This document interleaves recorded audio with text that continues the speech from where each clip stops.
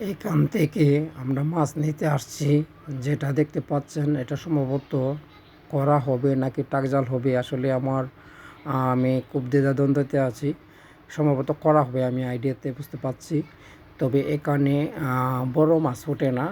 সম্ভবত এখানে আমি যতক্ষণ এখানে দাঁড়িয়েছিলাম দেখতে পাচ্ছি কুটি মাছ এবং অন্য অন্য জাতি মাছও আছে, সেগুলো ছোট, বড় মাছ ওঠে না। তবে কতটুকু ভালো লাগবে জানি না। তবে আজকে এখান থেকে মাছ নিতে আসছি। এখানে অনেক মাছই আছে, জালের ভিতরে দেখা যাচ্ছে। আমি একটাতে দেখাবো মাছ কতগুলা ওঠে একটার ভিতরে। এই যে দেখতে পাচ্ছেন ছোট ছোট এগুলা কুটি মাছ বেশি, আর এটার সাথে অন্য অন্য মাছ আছে কিন্তু সবগুলা ছোট। রুইয়ের পোনা আছে, অন্য অন্য জাতি যেগুলা মাছ অন্য পুষ্করণীতে ছাড়ে এই মাছও আসে। ছোট মাছ, বড় মাছ একটাও না। তবে এখান থেকে প্রায় সময় আমরা মাছ নিতে আসি। গুড়া মাছ আসলে এগুলা শুধু ঝোল করে পাকালে খুব মজা লাগে।